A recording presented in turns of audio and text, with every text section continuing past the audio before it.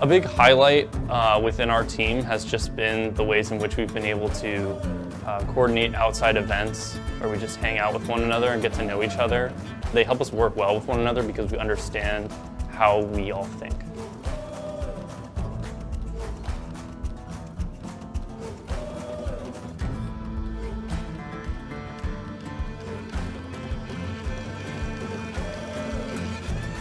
The morale is really high and it's just a really exciting time.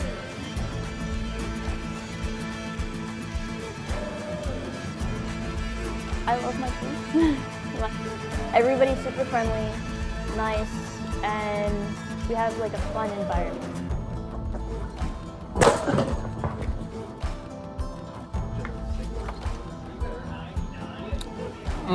Oh, damn. I think our game is coming along really well.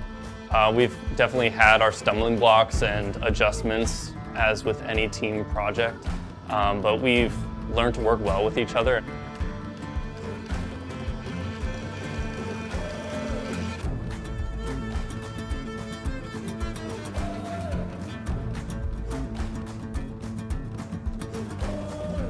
It feels like a lot sometimes, but it's great and wonderful.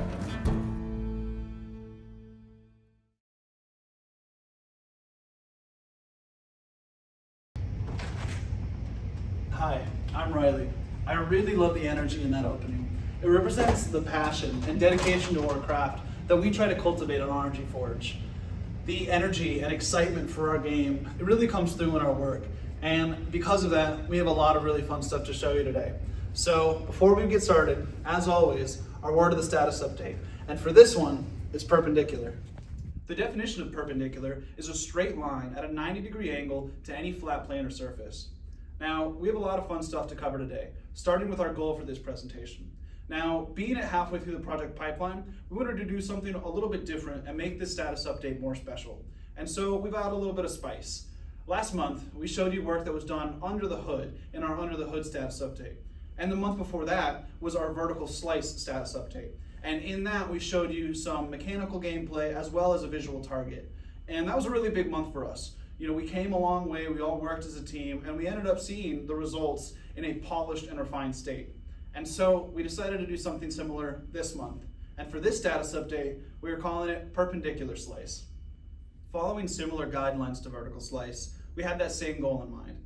And we wanted to finish all of our game levels early so we can spend the next month responding to feedback, polishing the set dressing, and finalizing that gameplay difficulty curve. I am really pleased with how far these levels have come. They are looking really great, the gameplay is looking fun, and we're able to see exactly how much scope we have. And I believe that it's taken us a long way in getting us ready for that portfolio piece goal. I am thrilled with how far these levels have come, and am really excited to show you more of them today, with a surprise to come at the end. But first, let's dive back into the April commitments, and you can see all of the work that we've done. Now, I'm very pleased to say that we were able to get all of these done with a slight asterisk on the visual effects. We spent a lot of time further researching Fluid Ninja this month to make sure that our character looks polished with the visual effects on his back, as well as the fire, smoke, and frost effects that we currently have in game. We want to make sure that all of these were also portfolio pieces for our tech artists, and so we're really pleased with the work that we've done to research these things further. This will increase the speed of creation and the final look of these textures. So even though we did not get as many visual effects, we do consider this a win for art. Now we're going to pass it off to Eric, and he's going to dive into more about the work that's been done on the art team. The art team has created some incredibly special work. I am very proud of not only the work that we have created from scratch, but also the work that we have improved upon. Let's start there with some of the work we've improved upon. Our solid state has been updated to have a more icy, translucent look to it. You can now see Kelvin inside of it. The mesh has gone through several iterations since last update, and we would love to hear your feedback on it. Both characters' mesh and textures have been finalized. Here's Kelvin. And also, introducing Bo, the first time we have seen a finalized version of him. With the new UVs implemented, our characters fit our stylized realism style much closer, and we are now working on adding the slime VFX and droplets for both characters. Additionally, we have several new pieces to show you, which you will see in the demo later on. These are some of the 3D models.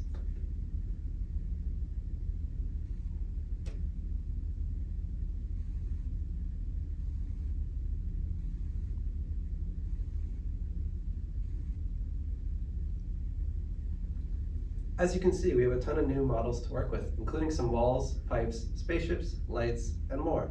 We also have a new spline tool that generates slimy droplets and trails that show where foe has been to help guide the player through the environment. This spline tool works on horizontal, vertical, and curved surfaces. And finally, we have some new animations now that our final rig has been implemented. These include updated player character locomotion, as well as the state transition animations. The tech team has done some fantastic work. Starting with some basic improvements, we have this beautiful bug pipeline with detailed industry standard description to help us track, prioritize, and mitigate bugs quickly. This will only be modified internally, with bugs found in external playtests being added only after they are replicated and processed by our programming team. We also have something of a surprise for you, our artificial intelligence. Our AI has advanced quickly into our original vision for it, and we are very pleased with the progress that's been made. Using Unreal Engine's nav mesh and behavior tree system, we're able to utilize him as a gameplay propellant, forcing the player to navigate the hub differently than the other 3 zones, with the pressure of being caught pushing the player forward. Through integrating both the mobile robot security AI and the drone and camera AI, our gameplay has been finished. Now, we will spend the next 3 months polishing these systems. The camera has been reworked to be cleaner and better fit our pacing. Some of these changes include the camera peeling back and moving quickly in the solid state, as well as increasing the standard field of view across all states to improve situational awareness when platforming. Additionally, we've added more UI in the settings menu, allowing the player to customize their controls and adjust volume output based on their preferences. As stated before, our perpendicular slice focused on getting 2 of our zones to the visual target we had set at vertical slice. The hangar and the hub have been fully blocked, set dressed, and lit. While this early finish point may encourage us to build more, we're instead going to spend the next 3 months polishing these zones based on playtesting feedback and ensuring that the gameplay follows the intended difficulty curve. With gameplay as unique as ours, ensuring that we understand this difficulty curve takes time to do well. Being only the beginning of May, we have time to make those adjustments. Our foundry and containment facility are gameplay ready as well. They will be set dressed over the next month, guided by the feedback we receive from the currently set dressed zones. We are currently proud of how the levels are coming and are optimistic in our ability to iterate and polish them. Now is the time you've all been waiting for. Let's dive right into the demo of our perpendicular slice. Hello and welcome to our perpendicular slice demo. As you can see, we are currently in our hangar zone. You can see in front of you that we have Kelvin, decked out with his new mesh. Soon, he'll have slime droplets dripping from his back and arms, creating a trail similar to the one in front of you. The red splatters are the trail that Foe has created, and will guide the player through the environment. Foe is a much more unstable version of the same experiment Kelvin is, and creates more slime as he progresses. The current red slime will soon be replaced with the footstep variation that's a little less intense. I do want to point out a couple of new things before we get started. As you can see, we have our new solid state with a frozen trail that spawns beneath him. This gives off the more frigid look we intend the solid state to have. You can also see that the solid state's more transparent, and you can actually see Kelvin within the mesh. This gives the player a more uniform look across the 3 states.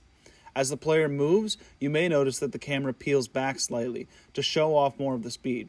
We have also added sliding after the solid state, and follows the same speed-centric function that we want the solid state to have. And without further ado, let's get right into the demo. I hope you enjoy.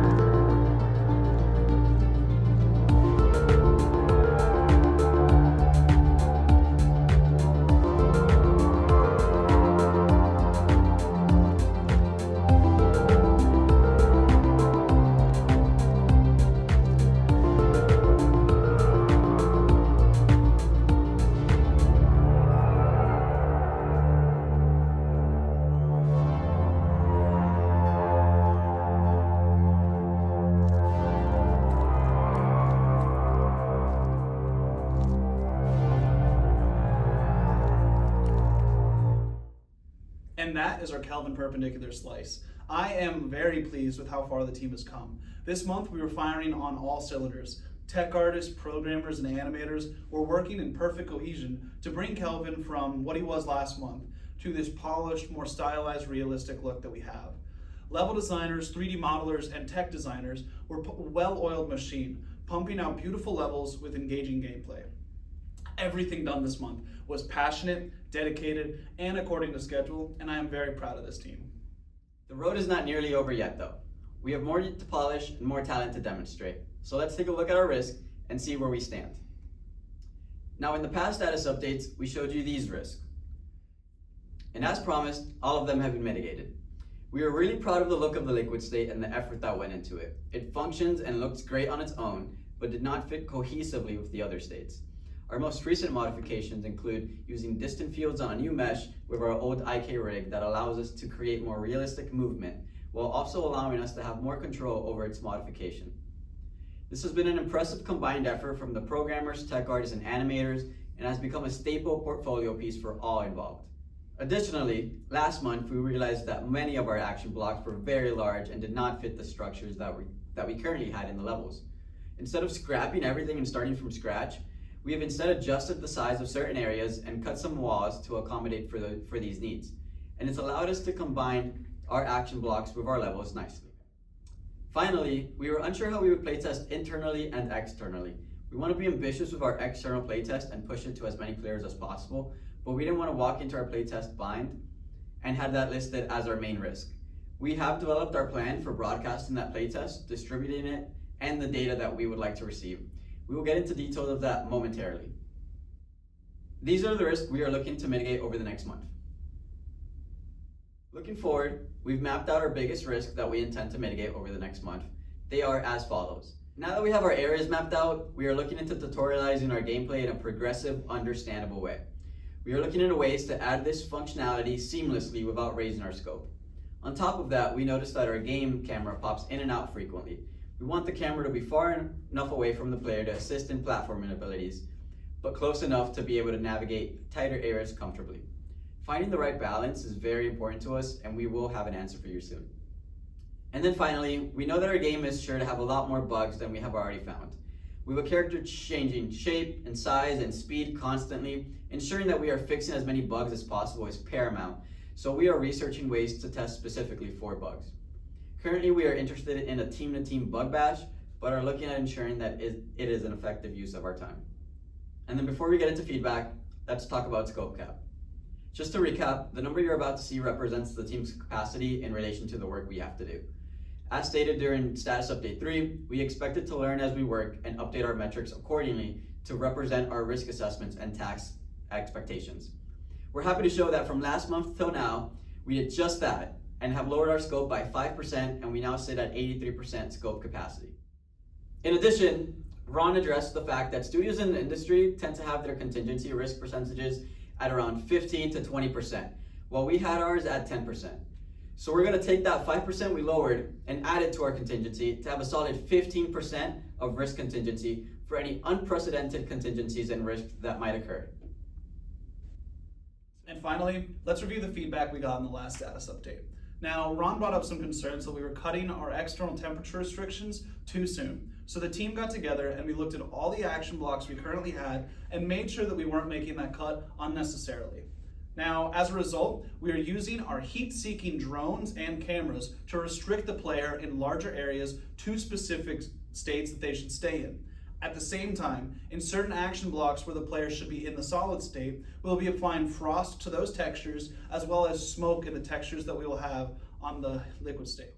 As always, Rick encouraged us to You gotta sell out to production value and focus on polish.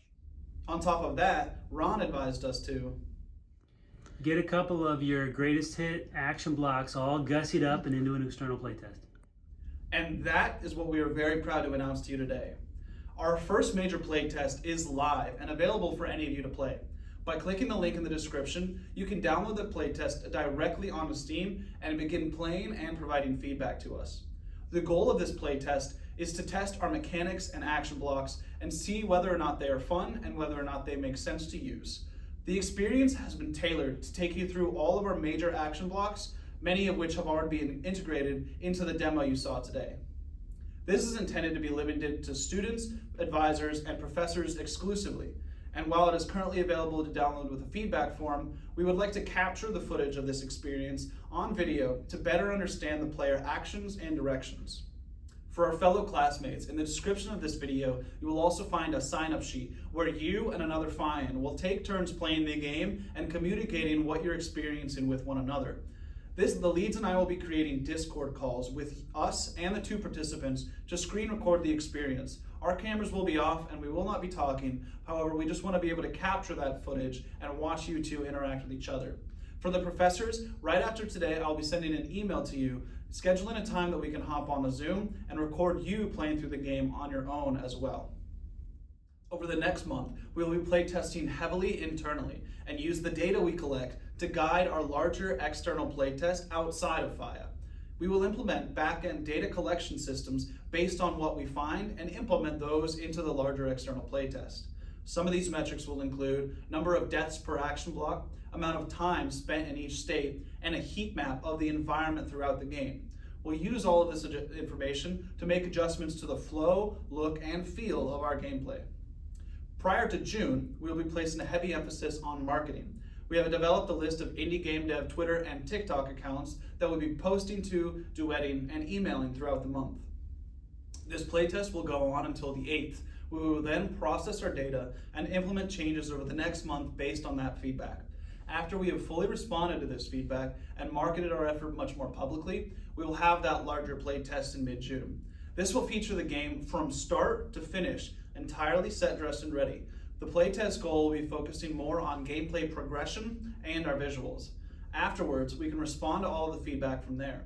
I hope you're ready for a lot more TikTok, LinkedIn, and Twitter content, as over the next month we will put in a huge emphasis on pushing that playtest out further and gathering a larger audience. So far, some of our TikToks have gotten over 1,000 or even 9,000 views, while our LinkedIn has gathered around 200 followers. We're going to be pushing that and extending it to a further audience so that playtest has a wide audience to pull from.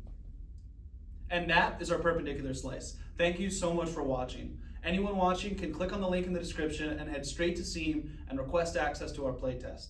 Please sign up for one of those playtesting spots and I'll be making a Discord call with you over the next couple of days.